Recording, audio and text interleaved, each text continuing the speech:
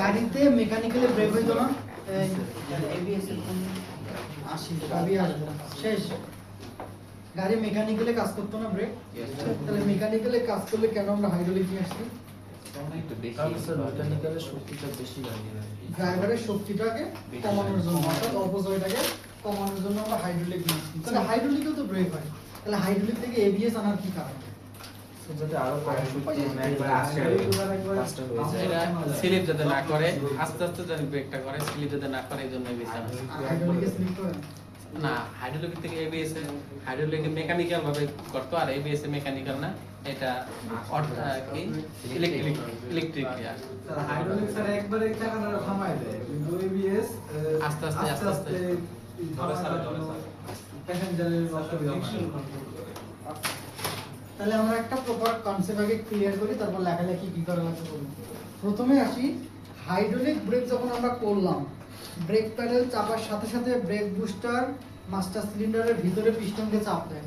Master সিলিন্ডারের ভিতরের piston সামনের দিকে আগানোর কারণে একটা তেলের প্রেসার তৈরি হয়, যে প্রেসারটা ব্রেক লাইন দিয়ে সরাসরি চলে যায় হয় ক্যালিপারে অথবা হুইল সিলিন্ডারে, সেখানে গিয়ে শু বা প্যাডকে যেমন করে করা দরকার তেমন করে ব্রেক করে দেয়।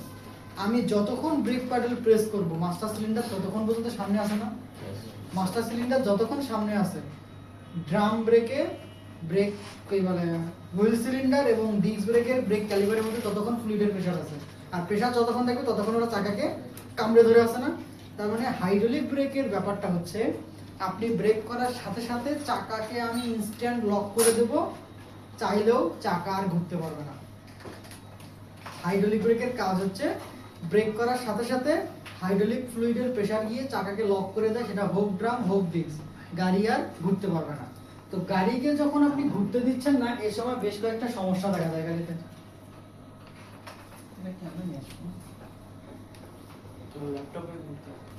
শেষ চার্জ দেওয়া। ব্রেকের ব্যাপারটা হচ্ছে, ব্রেক করার সাথে সাথে চাকা লক হয়ে যাবে, চাইলেও আর চাকা ঘুরতে পারবে না। তো এই রকম অবস্থায় যে ব্যাপারটা আমরা ফেস করি, ধরলাম যে একটা গাড়িকে আমি 40 বা 50 বা আরো বেশি ধরলাম যে 60-70 বেগে যখন যাচ্ছি, হাইড্রোলিক ব্রেকের চাকাকে যখন আমি লক করলাম বা ব্রেক করলাম, সাথে সাথে চাকা লক হওয়ার কারণে একটা 80 কিলোমিটার বেগে চলা গাড়িকে কি চাইলে আমি 0 কিলোমিটার নিয়ে আসতে পারবো? তো যখন 0 কিলোমিটার নিয়ে আসবো তখন কি হবে? গাড়িটা স্লিপ করবে বা পিছলাবে।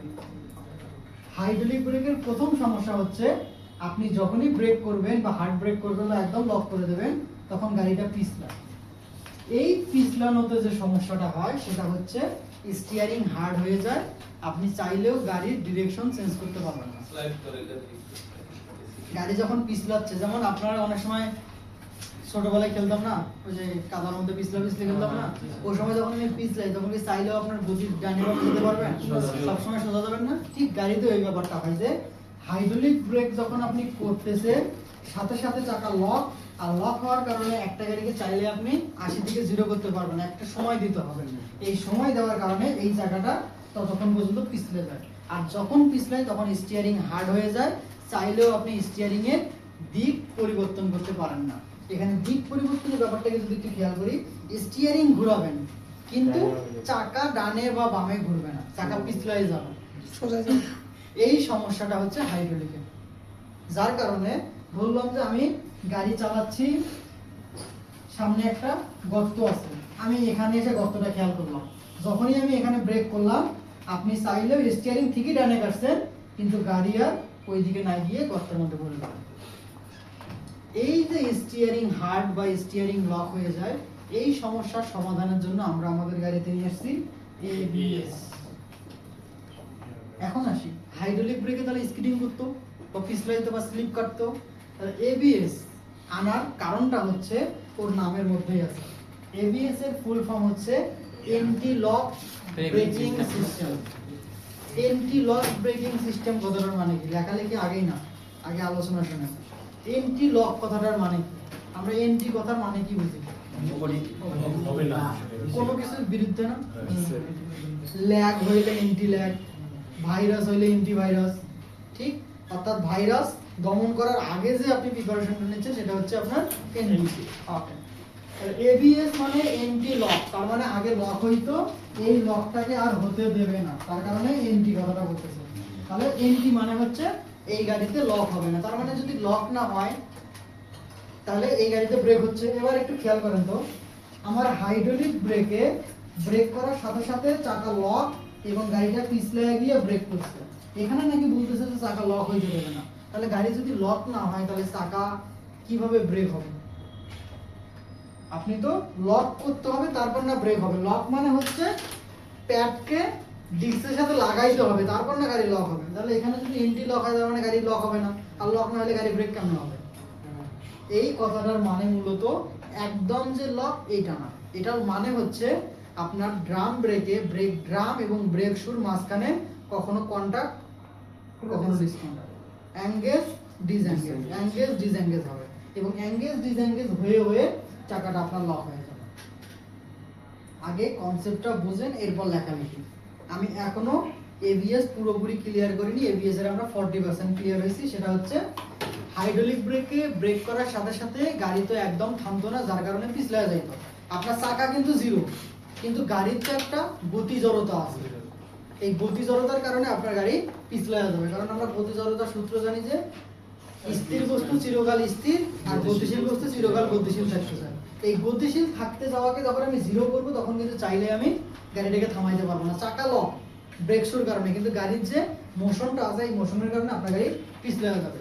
এই যে পিছলাচ্ছে, এই পিছলানোর সময় চাইলেও আপনি আপনার গাড়ির দিক পরিবর্তন করতে পারবেন না। এই সমস্যার সমাধানের জন্য আমরা নিয়ে আসছি এবিএস। এবিএস কি করে? চাকাকে লক না করেই গাড়িটাকে থামায়। কিভাবে লক না করে থামায়? ড্রাম ব্রেকের ক্ষেত্রে কি করে? শু আর প্যাড, ব্রেক শু আছে না, জায়গা আছে কি পিছনে? ওই পিছনে সিট আছে, লক হইতে দেবে না। এখন আমার প্রশ্নটা হচ্ছে লক না হইলে গাড়ি কিভাবে থামবে? গাড়িকে থামাইতে গেলে তো লক করতে হবে। এটার নিয়মটা হচ্ছে প্রতি সেকেন্ডে আপনার চাকাকে 15 থেকে 20 বার ব্রেক শু এবং ড্রামের মধ্যে এঙ্গেজ আবার ডিসএঙ্গেজ করবে। তাহলে প্রতিবার যখন এমন এমন করে করতেছে, প্রতিটা টাচে গাড়ি ব্রেক হচ্ছে, আবার ছেড়ে দিলে চাকা ফ্রি হচ্ছে, আবার টাচে ব্রেক আবার চাকা ফ্রি। এই যে এই জিনিসটাকে যদি আমি স্লো মোশন একটু ক্যালকুলেশন করি, এটা যদিও প্রতি সেকেন্ডে 15 বার, আমরা 1 সেকেন্ডকে একদম টেনে 100 সেকেন্ড করলাম, তাহলে আমি কি পাচ্ছি? প্রতিবার কন্টাক্ট ডিসকন্টাক্ট, আবার কন্টাক্ট আবার ছেড়ে দিচ্ছে, আবার কন্টাক্ট আবার ছেড়ে দিচ্ছে, কন্টাক্ট ছেড়ে দিচ্ছে। এখানে করলে দুইটা সুবিধা। এক, এখানে আমার জ্ঞান গাড়ি পিছলাইছে সাথে সাথে লক করার কারণে, এখানে তুমি সাথে সাথে লক করতেছ না, তার মানে কখনো লক আবার ফ্রি করতেছে, তার মানে চাকা একবার পিছলাচ্ছে একবার ঘুরতেছে, আবার পিছলাচ্ছে আবার ঘুরতেছে, আবার পিছলাচ্ছে আবার ঘুরতেছে। এই জিনিসটা খুবই বেশি সময় নিয়ে না কম সময়? খুবই কম, 1 সেকেন্ডে 15 থেকে 20 বার চাকাকে ও লক করে আবার ফ্রি করে, লক করে আবার ফ্রি করে। এখানে যেটা হয়, যখন চাকা লক তখন স্টিয়ারিং হার্ড হাইড্রোলিকের মতো, কিন্তু চাকা যখন ফ্রি হয়ে ঘোরা শুরু করে তখন কিন্তু চাইলে আপনি স্টিয়ারিং কেটে গাড়িকে ডানে বামে ঘুরাইতে পারবেন। এটা হচ্ছে এবিএস এর বিষয়টা। তাহলে কথা, এখানে তো একদম লক, দেন আমার গাড়িটা 2 মিটারের মধ্যে থেমে গেল, কিন্তু এখানে যখন আপনি লক সারা করতেছেন তখন তো গাড়ি থামতে থামতে তো 5 মিটার লাগবে না, আপনার ব্রেক ডিসটেন্স আরো কমবে। কিভাবে কমবে? এখানে তো গাড়ি পিছলাচ্ছিল, পিছলানোর কারণে গাড়ি অতিরিক্ত জায়গায় গেছে, কিন্তু এখানে যখন আপনি লক করবেন তখন গতি কিছুটা কম, আবার যখন লক করবেন আরো গতিটা কিছু কম, আরো লক করবেন আরো গতি কিছু কম। পাশাপাশি এখানে অ্যাডভান্টেজ হচ্ছে একই জায়গার মধ্যেও সোজা যাচ্ছে, কিন্তু একই জায়গার মধ্যেও বাঁকা হয়ে যাওয়ার কারণে ওর থেকে এর ব্রেক ডিসটেন্স অনেক কমে যাচ্ছে। এটাকে যদি সোজা করেন, হ্যাঁ অনেকটা লম্বা, কিন্তু আমার গাড়ির তো বিশেষত্ব আমি এবিএস এ স্টিয়ারিং ডানে বামে ঘুরাইয়া গাড়ির মোড় নিতে পারবো। এই যে আমি অতিরিক্ত জায়গা যাচ্ছি, এটা তো আমার আর কাজে লাগতেছে না, আবার এখানে আসতেছে কাজে লাগতেছে না, আবার এখানে যাচ্ছে, যার কারণে এটা যদি আমি হাইড্রোলিকের সাথে তুলনা করি, হাইড্রোলিকের তুলনায় এর ব্রেকের ডিসটেন্স অনেকটা কম। তাহলে এবিএস কেন নিয়ে আসছি? একদম পরে প্রশ্ন নিচ্ছে, আগে আমি আমার শেষ করি আগে। তাহলে এবিএস আমার কি করতেছে? চাকাকে লক করতে দিচ্ছে না। তাহলে চাকা যদি লক না হয় গাড়ি কিভাবে ব্রেক হচ্ছে? লক না হয় বলতে এখানে বোঝাচ্ছে যে প্রতি সেকেন্ডে চাকাকে 10 থেকে 12 বার বা 15 থেকে 20 বার, এটা ডিপেন্ড করে ইসিইউ এর মধ্যে কিভাবে প্রোগ্রাম করা আছে। তো 15 থেকে 20 বার লক ছাড়া এই যে প্রতিবার যখন কাজ করতেছে তখন হাইড্রোলিকের ফিলটা পাচ্ছি, কিন্তু যখনই ছেড়ে দিচ্ছে তখনই গাড়ি কিন্তু ঘোরা শুরু করতেছে। তো এই জিনিসটা এত দ্রুত হয় যে গাড়ির ব্রেক ডিসটেন্স কমায়। এখন এই জিনিসটা আমরা এখন প্রমাণ করব। এগুলো সব পরে আগে আমরা জিনিসটা বুঝি। যেমন এখানে একটা ফিগার দেওয়া আছে, ওই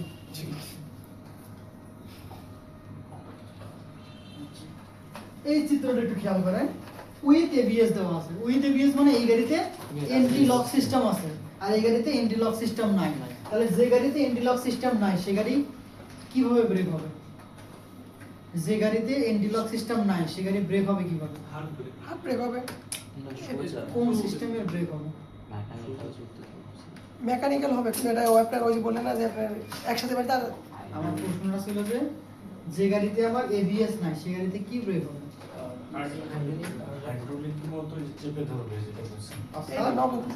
এবিএস থাকলে তো এবিএস, আর এবিএস না থাকলে ওই গাড়িতে হাইড্রোলিক ব্রেক, মানে হাইড্রোলিকটার উপরে ডেভেলপ করে তৈরি করা হয়েছে এবিএস। তার মানে যদি এবিএস ফল করে সেকেন্ড অপশন আছে হাইড্রোলিক, কিন্তু হাইড্রোলিক ফল করলে আর কোনো অপশন নেই। কারণ হাইড্রোলিক ফল্ট মানে কি, ধরলাম আমার মাস্টার সিলিন্ডারে সিল লিক, তাহলে সেক্ষেত্রে প্রেসার কে দেবে? ওখানে এক্সট্রা কোনো পাম্প বা মোটর আছে? তো যার কারণে প্রেসার যাবে না, চাকা লক হবে না। ওকে, তাহলে এই গাড়িতে এবিএস আছে আর এই গাড়িতে হাইড্রোলিক। এই তো এই গাড়িটা দেখেন এখানে এসে যখন ব্রেক করছে, এই যে ব্রেক ছাড়া এরকম করতে করতে এখানে গিয়ে থেমে গেছে। কিন্তু এই গাড়িটা যখন এখানে ব্রেক করছে পানির কারণে গাড়িটা কিন্তু পিছলে এই জায়গায় গিয়ে ব্রেক করছে। তাহলে এখানে কি একটা ডিসটেন্সের ব্যবহার পাচ্ছেন? তাহলে এইটার কাজ হচ্ছে ও প্রতি সেকেন্ডে 15 থেকে 20 বার চাকাকে লক করবে, ফ্রি করবে। এতে যেটা হয় চাকার ব্রেক ডিসটেন্সও কমবে এবং সবথেকে যেটা বিশেষত্ব সেটা হচ্ছে গাইলে আপনি গাড়ির দিক পরিবর্তন করতে পারবেন। আবার যদি একটু এই জায়গাটা দেখি, উইদাউট এবিএস মানে কি? এখানে যখন এই গাড়িটা ব্রেক করছে সাথে সাথে অবজেক্টকে দেখেও কিন্তু চাইলে আর গাড়ির দিক পরিবর্তন করতে পারে না, একদম অবজেক্টে গিয়ে মেরে দিয়েছে, কিন্তু আপনার গাড়ি ইজিলি তার দিক পরিবর্তন করে সামনের দিকে আগাইতে পারছে। অ্যাক্সিডেন্ট থেকে রক্ষা করে। আগে বোঝেন এবিএস কি, তারপর কিভাবে কাজ করে, কি কি কম্পোনেন্ট কিভাবে এগুলো হচ্ছে পরে আসবে। আগে কথাটার মানে বোঝেন। তাহলে এন্টি লক মানে হচ্ছে এটা চাকাকে লক করতে দেবে না, তার মানে প্রতি সেকেন্ডে এটা চাকাকে লক ফ্রি করবে। এখানে ফ্রিটাকে আমরা বেশি প্রাধান্য দিচ্ছি কেন? কারণ ফ্রি হইলেই তো আমি গাড়ির দিক পরিবর্তন করতে পারবো, আবার ব্রেকও হবে। তার মানে এখানে একই সাথে আপনি দুটো ফিচার পাচ্ছেন, ব্রেকও হবে, স্টিয়ারিংও ঘুরাতে পারবেন। এই দুইটার কম্বিনেশনে কাজ করার কারণে আপনার ব্রেক ডিসটেন্স অনেকটা কমে গেছে, আপনার দুর্ঘটনা ঘটার পরিমাণ অনেকটা কমে গেছে। এন্টি লকের মাথাটা এখন ক্লিয়ার।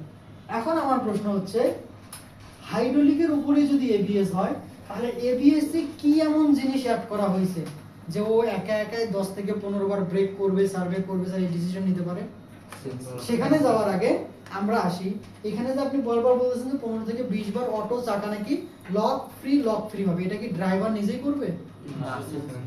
এমনটা না যে ড্রাইভার কন্টিনিউয়াসলি এমন করে চাপতেছে। ড্রাইভার বিসমিল্লাহ বলে একবার চাপ দেবে, বাকি 15 থেকে 20 বার না 40 বার না 80 বার হবে, এটা আপনার গাড়ির ইসিউ করে নেবে।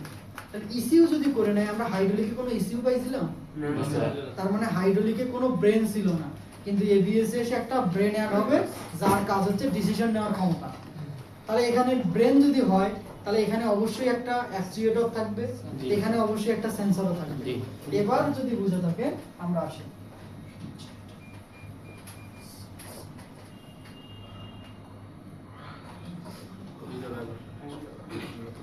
এই যে কম্পোনেন্ট এখানে কি কি আছে, একটা হুইল স্প্লিট সেন্সর আছে, একটা এবিএস অ্যাকচুয়েটর বা মডিউল আছে, আর একটা এবিএস ইসিউ আছে। এই এবিএস অ্যাকচুয়েটর বা এবিএস মডিউলটাকে আমরা বলতেছি ইসিউ এর কমান্ডে যে কাজ করবে।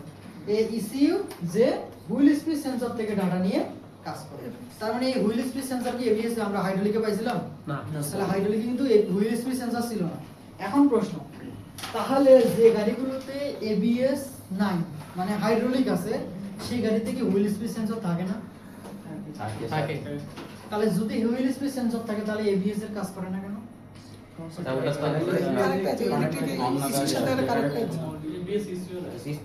ওটা শুধু স্পিড দেখায়, এবিএস ইসিউ না থাকার কারণে এই সেন্সরের কাজ শুধু স্পিডোমিটারকে চালানো, কিন্তু যখনই আপনি এবিএস অ্যাড করছেন তখন এই সেন্সরের দায়িত্ব বেড়ে গেছে। আমাদের একটু এবিএস মডেল, আমাকে ঘুমাইছে নাকি সমস্যা?